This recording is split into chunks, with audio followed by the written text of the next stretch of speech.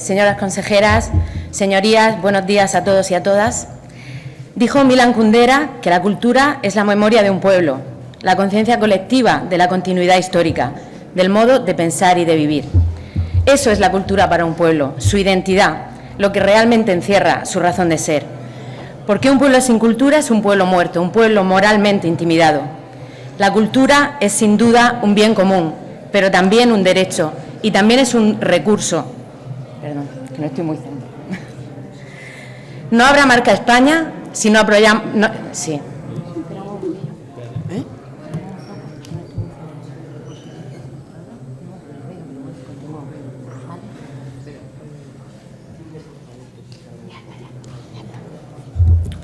Sigo, gracias. No, tampoco que se vayan, ¿no? Por eso que no importa. Vamos a parar el Venga.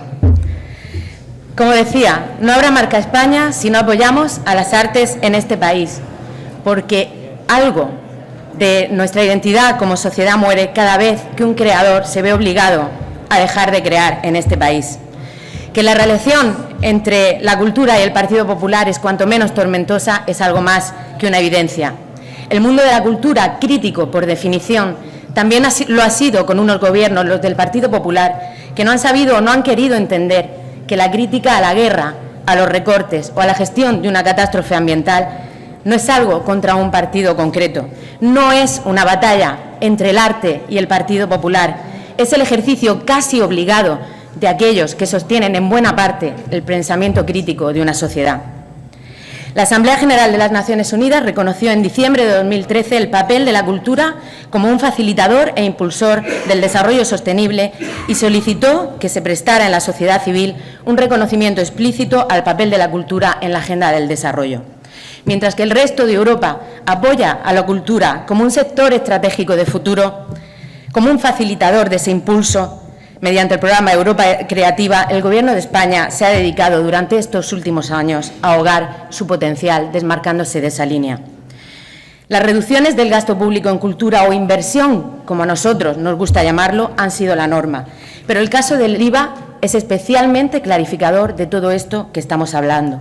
Sin duda, la medida más sangrante y evidente adoptada en los últimos años en contra de la cultura en este país ha sido esa subida del IVA cultural del 8 al 21% perpetrada en el mes de septiembre del año 2012. Una manera cuanto menos curiosa de hacer valer el punto 1 del artículo 44 de la Constitución española, que dice que los poderes públicos promoverán y tutelarán el acceso a la cultura a la que todos tienen derecho. Acceso que desde aquel día nos cuesta a todos y a todas, los que pueden y los que no, un 13% más. España es el país europeo, uno de los países europeos con el IVA cultural más alto, equiparando los productos culturales con los artículos de lujo. No vamos a centrarnos en dar demasiadas cifras, que algunas vamos a dar, desde luego, sino más bien en hablar de lo que esta medida ha supuesto desde dos puntos de vista. Por un lado, desde el punto de vista de la economía, de las industrias culturales y la destrucción del empleo, y por otro lado, como restricción del acceso a la cultura de todos y todas, como un derecho fundamental de la sociedad. Si analizamos esos dos puntos de vista, podemos deducir claramente que es prácticamente una obligación de esta Cámara posicionarse en contra de esa medida claramente injusta, de un marcado carácter ideológico, cuando no podamos hablar directamente de venganza contra el mundo de la cultura. Porque nadie sale ganando con esta decisión, nadie. Estamos hablando de actores, actrices, productores, productoras, que son los que suelen llevar la voz, pero es que han fulminado las esperanzas y las expectativas de carpinteros, de pintores, de electricistas, de maquilladores, de guionistas, de músicos. Las cifras son dramáticas. Más de 150 salas cerradas en los últimos años, 3 de cada 4 actores y actrices sin trabajo, y el 68% de los que trabajan ni siquiera pueden vivir dignamente de su profesión. 30% de la caída del consumo y pérdida del tejido empresarial, aumento del paro y la precariedad laboral. Solo en el primer año de aplicación del IVA cultural, la recaudación de los servicios culturales bajó más del 26%, dejando de ingresar en consecuencia más de 84 millones de euros. Cerca de 4 millones de espectadores, el 29%, han dejado de asistir regularmente a los espectáculos. Se han perdido más de 1.800 puestos de trabajo directos, por no hablar de los indirectos, con un coste de desempleo mucho mayor que lo recaudado con la subida del IVA. Cerca del 25% de las empresas del sector cultural han cerrado o reducido drásticamente sus puestos de trabajo. Si analizamos las consecuencias por sectores, quizá el más perjudicado haya sido el teatro. El aumento del IVA en las artes escénicas explica buena parte del 55,6% de descenso del público o del 61,4% de descenso de recaudación neta.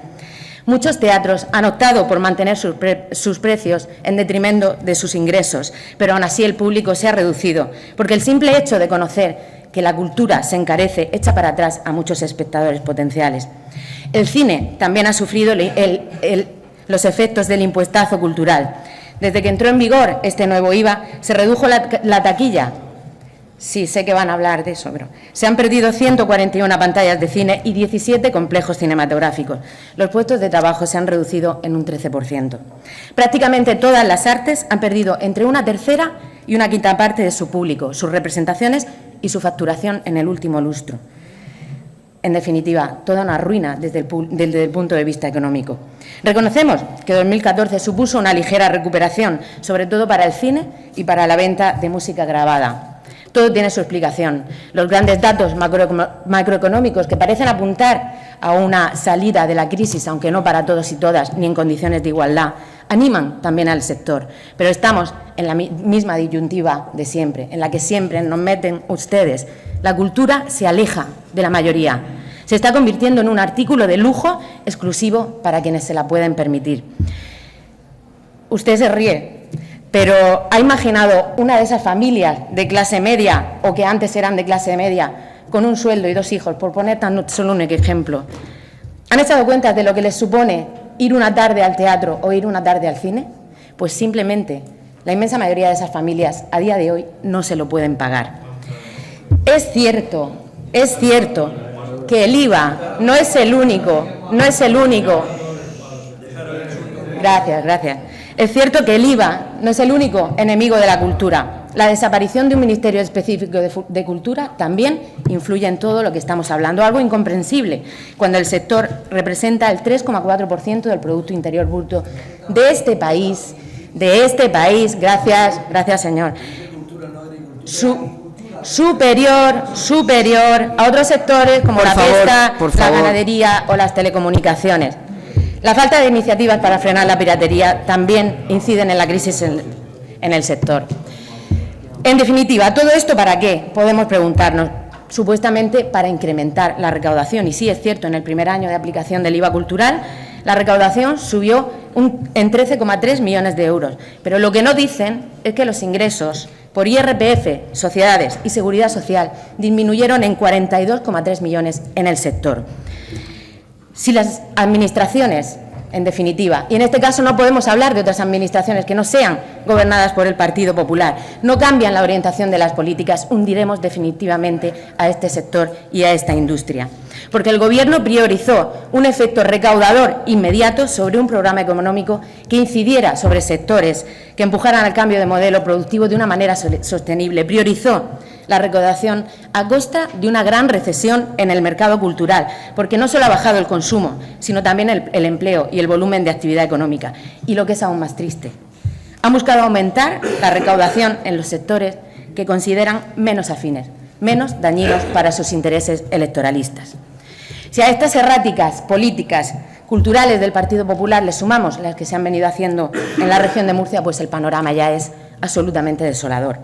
Aquí en la región, aparte de todo esto que estamos contando, la disminución de los recursos públicos destinados a la cultura han sido demoledores. Un 200% menos de inversión en cultura en los últimos 6 años. Consecuencia, desaparición de buena parte del tejido cultural de la región, gran número de infraestructuras infrautilizadas y con una muy degradada programación, así como una notable pérdida de empleos y deterioro en las condiciones del sector. Podemos sumarle la penosa gestión que se ha llevado a cabo en los últimos 20 años de Gobierno, caracterizada por una falta de definición, de planificación y objetivos, descoordinación entre las instituciones, escasas posibilidades de participación de los colectivos culturales, despilfarro, arbitrariedad, personalismo, cuando no divismo en la dirección, y búsqueda de un espectáculo mediático permanente mediante la presentación de macroproyectos insostenibles. Podríamos hablar de 1000 cosas más. De todas maneras, tendremos el placer de tener aquí a la consejera de Cultura el próximo jueves y podemos hablar de muchísimas más cosas esta tarde también. Podríamos hablar, pero hay una que no nos podemos dejar, como es la necesaria interconexión entre educación y cultura. La necesidad de que las artes y la enseñanza vayan de la mano, algo que parece ser de consenso a nivel internacional, algo que el Partido Popular se ha olvidado al redactar la reforma educativa, esa nefasta reforma educativa. Y a pesar de todo esto de lo que estamos hablando, hay algo que ni el IVA ni el rencor de ningún partido político podrán nunca aniquilar. Podrán nunca aniquilar el talento, las ganas de contar historias, de transmitir sentimientos a través del arte. Por eso creemos que es necesario el acuerdo, la apuesta de esta Cámara por uno de los bienes más preciados que tiene nuestra sociedad, como es su cultura. Porque dijo Unamuno que solo el que sabe es libre, y más libre el que más sabe. Solo la cultura da libertad. No proclaméis la libertad de volar, sino dad alas. No la de pensar, sino dad pensamiento. La libertad que hay que dar al pueblo es la cultura. Por lo tanto, señorías, menos IVA y más cultura. Muchas gracias.